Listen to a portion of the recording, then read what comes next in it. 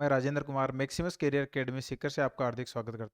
आज आप मेरे साथ सीखने जा रहे हैं कैलकुलेशन कुछ ट्रिक्स जिनसे आप अपनी कैलकुलेशन की स्पीड को बहुत ही बेहतरीन कर सकते हैं। ये आपको छोटे छोटे क्लिप्स यहाँ पे ट्रिक्स जो होते हैं वो आपको डेली मिलते रहेंगे।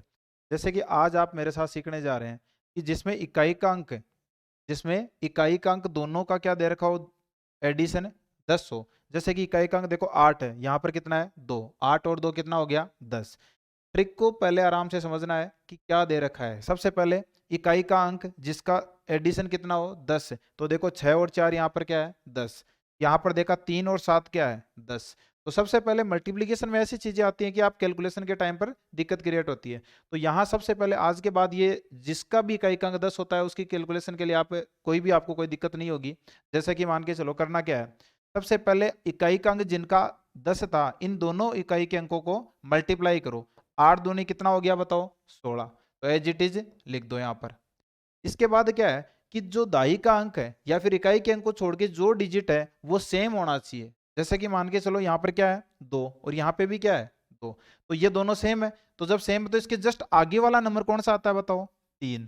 तो 2 और 3 का मल्टीप्लीकेशन कितना हो जाएगा बताओ 6। तो हमारे पास आंसर क्या आ जाएगा इसका 616। इसके बाद सेकंड देखो, यहाँ पे इकाई का अंक का योग क्या था 6 और 4 10 है। तो सबसे पहले इनको ही मल्टीप्लीकेशन करेंगे तो 6 4 24 है। तो एज इट इज आपने यहाँ पर लिख दिया। इसके बाद क्या बचा, यहाँ देखा कि दोनों में सम पार्ट है यानी दोनों के अंदर सेम चीज है। इसका मतलब 3 और 3, तो 3 के जस्ट आगे वाला नंबर क्या आता है 4। इनका मल्टीपल कितना हो गया 4 3 12, तो वो लेफ्ट साइड में लिख दो। तो हमारे पास मल्टीप्लीकेशन क्या हो गया 12 24। यहाँ देखो 7 और 3 10, तो 7 3 का मल्टीप्लाई कितना होता है 21 है। तो ये 21 आपने एज इट इज यहाँ पे लिख दिया। इसके बाद जो बचता है, यहाँ देखा दोनों डिजिट ही क्या है सेम है। तो जब दोनों डिजिट सेम है इसका मतलब क्या करोगे 3 के जस्ट आगे वाला नंबर कौन सा आता है 4। इनका मल्टीपल कितना हो गया 12। तो सबसे पहले आपको क्या करना है कि इकाई के अंक को मल्टीप्लाई करना है जिसमें कि योग क्या हो 10 हो। ये ट्रिक जो है वो तभी लगेगी जब इकाई के अंक का क्या योग क्या हो 10। तो यहाँ पे देखा 8 दूनी 16, इसके दो दोनों साइड सेम था यानी दाही का अंक क्या था सेम, तो 3 दूनी 6। तो ये हमारे पास एक छोटा सा कंसेप्ट था।